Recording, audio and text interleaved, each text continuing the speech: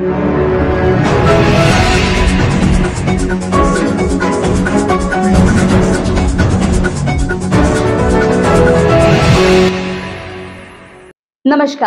News superfast में आपका स्वागत है। न्यूज सुपरफास्ट सतीश पारधी के साथ आइए नजर डालते हैं आज की ताजा खबरों पर। इससे हमारा गोंडियन समुदाय का श्रद्धा स्थान कचारगढ़ पावन भूमि पे हमारी 17 से 18 स्टेट से यहाँ पे हमारे गोंडियन सगा लोग आते हैं, तो उनकी रहने की, यहाँ पानी की, लाइट की, बिजली की और यहाँ आने जाने की असुविधाएं जो हो रही है, इसके लिए हमारा ये मानना है कि पूरी की पूरी यहाँ की महाराष्ट्र सरकार जिम्मेदार है, इस देश की सरकार जिम्मेदार है। जिस तरह प्रयागराज में मेला लगता है तो वहाँ प्रयागराज में यूपी की सरकार 400 करोड़ रुपया उस मेले के लिए खर्चा करती है, और महाराष्ट्र में हमारे लिए खेत की बात है कि यहाँ 1 करोड़ भी इस मेले के लिए गवर्नमेंट की ओर से दिया नहीं जाता। और जब भी हम ये मांग करते हैं तो इसके पहले जब 2017 में इस राज्य के मुख्यमंत्री देवेंद्र जी फडणवीस आए थे, उन्होंने 100 करोड़ की घोषणा करके गए।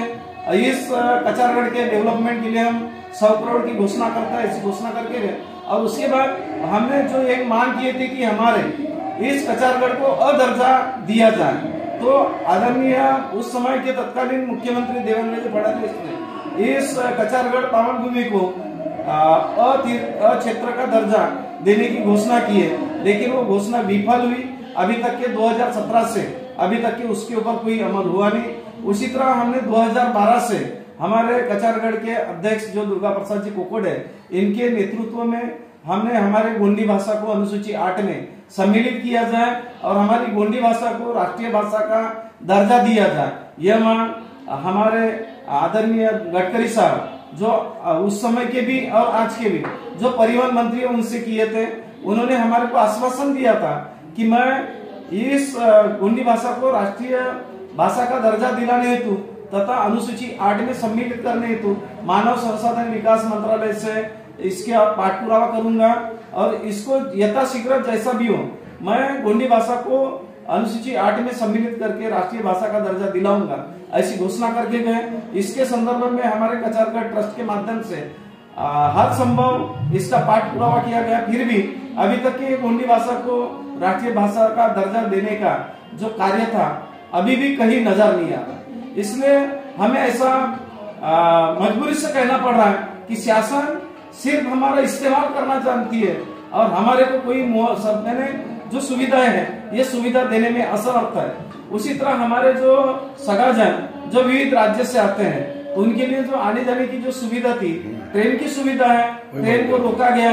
आज हमारे लोग गोंदिया के रेलवे स्टेशन पे, चंद्रपुर के रेलवे स्टेशन पे और इधर छत्तीसगढ़ के रेलवे स्टेशन पे, बालोद के रेलवे स्टेशन पे, इधर रायपुर के रेलवे स्टेशन पे, इधर डोंगरगढ़ के रेलवे स्टेशन पे आज भी हमारे सगा लोग जहाँ की वहाँ पड़े हैं और वो बार बार ये फोन कर रहे हैं हमारे अध्यक्ष को कि अध्यक्ष साहब हमारे को आने की व्यवस्था क्या है। तो हमारे अध्यक्ष ने इसके संबंध में पाठपुरावा किया तो उनको ये पता चला कि जहाँ तक कि जो लोकल ट्रेनें हैं उनको रोकी गई है और मालगाड़ियों को ज्यादातर भेजने का प्रयास किया जा रहा है। इसका मतलब तो ये सीधा सीधा नजर आता है कि शासन हमारे लोगों को इस कचारगढ़ में आने से रोक रही है। यहाँ की सुविधा के बारे में बताइए, क्या क्या आपकी मांग है? यहाँ हर साल माघी पूर्णिमा के ऊपर 5 दिन का राष्ट्रीय कोया पूर्णिम महासम्मेलन होता है, राष्ट्रीय सांस्कृतिक महोत्सव होते हैं और इस कार्यक्रम में देश के करीबन 15-16 स्टेट के 10-12 लाख की तादाद में लोग हमेशा आते हैं हर साल। और हम हर साल इस राज्य के मुख्यमंत्री को, ट्राइबल मिनिस्टर को, पालक मंत्री को भी यहाँ निमंत्रित करते हैं और उनको यहाँ ये जो सभी जो भाविक आते हैं उनके रहने के लिए भक्त निवास की व्यवस्था होना, उनके लिए शौचालय की व्यवस्था होना, पीने की व्यवस्था होना, रहने की व्यवस्था होना और इतने बड़े तादाद में पूरे स्टेट से लोग आते हैं तो उनके एक जो साहित्य है, साहित्य के लिए म्यूजियम होना, इन सभी चीज़ की हम मांग कर रहे हैं। फिर भी इन किसी सुविधा पर अमल नहीं हो रहा है। नेता आते हैं, आश्वासन दे के चले जाते हैं, बड़ी बड़ी राशियों की घोषणा कर देते हैं, फिर भी यहाँ राशि आवंटित नहीं होती और हर साल हमेशा की तरह ये व्यवस्था यानी गैर व्यवस्था हो जाती है। तो इसकी ओर शासन ने और हमारे समाज के नेता ने ध्यान देना जरूरी है। उसी तरह हर साल ट्रेन की सुविधा होती थी, इस साल शासन ने आइन कतारगढ़ के इस महाधिवेशन के उपलक्ष्य में ट्रेनें बंद कर रखी है, ब्लॉक करके रखी है। इससे हर स्टेट से आने वाले हमारे जो लोग हैं, भाविक हैं, उनको आने में और जाने में काफ़ी दिक्कतें आ रही है।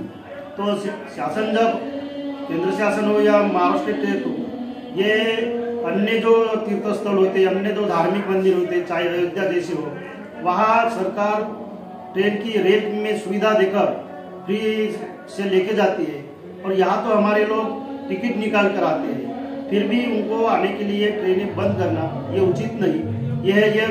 ये ट्राइबल लोग, अपने गोंडियन समाज लोग ये एकत्रित आ रहे, इकट्ठा हो रहे, जमा हो रहे और अपने कल्चर को प्रदर्शित कर रहे। इसमें बाधा लाना ये एक इनका षड्यंत्र टाइप दिख रहा है। तो समाज के लिए और शासन के लिए बहुत ही खेदजनक है। मैं चाहूँगा कि शासन ने ये जो ट्रेनें बंद करके रखे हैं वो शुरू करे, क्योंकि यहाँ आने वाले जो आम लोग हैं, ये गरीब ट्राइबल है, गोंडियन समाज है, ग्रामीण इलाके से आने वाले लोग हैं और उनको एकमात्र आने का जरिया यहाँ रेल सुविधा है। ये शासन ने हर साल मुहैया करना चाहिए। मैं अनुरोध करूँगा शासन को कि ऐसी ये असुविधाजनक परिस्थिति ना तैयार करे और जितने भी यहाँ हफ्ता निवास की हो जो मैंने बात रखी वो सभी सुविधा आवंटित करना चाहिए। यहाँ जमीन की भी समस्या है। सभी हमारा क्षेत्र जो है ये फॉरेस्ट में है, रिजर्व फॉरेस्ट में होने के कारण शासन यहाँ मूलभूत सुविधा बनाने के लिए जमीन की ये दिक्कतें तैयार कर रहे हैं। हमने वनक के तहत फॉरेस्ट विभाग की तरफ, शासन की तरफ वो जगह की डिमांड की है, वो जगह देने के लिए भी शासन कतरा रही है। हम चाहते हैं कि वो यहाँ के मूलभूत सुविधा के लिए जमीन आवंटित करे वनक की तरफ। तो मैं चाहूँगा कि शासन इसकी ओर ध्यान दे और ये जो असुविधा हो रही है ये असुविधा सुविधाजनक बने, अच्छी सहूलत या सुविधा यहाँ तैयार हो, यही मैं इस कतारगढ़ के प्रमुख नाते से मैं शासन से और नेता लोगों से निवेदन करता। महाराष्ट्र के पूर्व मुख्यमंत्री देवेंद्र जी फडणवीस को लाए थे, उन्होंने 100 करोड़ की घोषणा की थी। हमने वो राशि डिमांड करने के लिए प्रस्ताव भेजे, मगर कोई भी वो डिमांड राशि नहीं आई।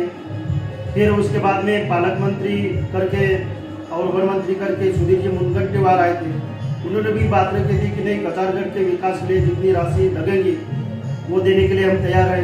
वन जमीन लगेगी तो वो भी आवंटित करने के लिए तैयार है। उस तरह से हमारे जो आदिवासी विकास मंत्री है उन्होंने भी पिछले साल बोले थे कि जितना भी राशि लगेगा हम सुविधा के लिए देंगे, मगर उनके इससे अभी तक नहीं। जो कुछ उन्होंने पिछले समय में यानी 2-3 महीने के पहले जिन भक्त निवास काम का भूमि पूजन किया है वो राशि 17-18 में आई, वही राशि का वो काम अभी प्रस्तावित है, चालू होने वाला है। मगर चालू काम के लिए जो राशि चाहिए वो अभी तक किसी ने दिए नहीं। यहाँ के जो स्थानिक जो सांसद रहे अशोक जी नेते, इन्होंने भी अपने स्थानिक सांसद निधि से निधि नहीं दी है। यहाँ के जो स्थानिक विधायक हैं सहस्राम जी पूर्व के, इन्होंने भी अपने स्थानिक विकास निधि से देवस्थान की इसमें यानी सुविधा के लिए कोई निधि नहीं दी है। इस तरह से हमारे समाज के जो नेता है, चाहे सांसद हो या विधायक हो, इन्होंने भी अपने स्थानिक निधि से यहाँ के लिए सुविधा के लिए निधि नहीं दिया। ये भी समाज के लिए बहुत खेदजनक है। तो इन सारी बातों पर हमारे जो स्थानिक प्रतिनिधि है, कम से कम इन्होंने तो भी ध्यान देना चाहिए। अभी हमारे जिले के पालक मंत्री धर्मराव बाबा अतराम है, इनसे भी हम अपेक्षा लगाए हैं कि कम से कम ये तो भी समाज के होने के नाते और पालक मंत्री होने के नाते ये राशि आने वाले सुविधा के लिए, प्रस्तावित सुविधाओं के लिए आवंटित करेंगे, ऐसी अपेक्षा है। देखते ऐसे ही ताजा खबरों को सबसे पहले जानने के लिए हमारे चैनल न्यूज सुपरफास्ट को फॉलो करें, लाइक करें और सब्सक्राइब करना ना भूलें। न्यूज सुपरफास्ट आपको रखे आगे।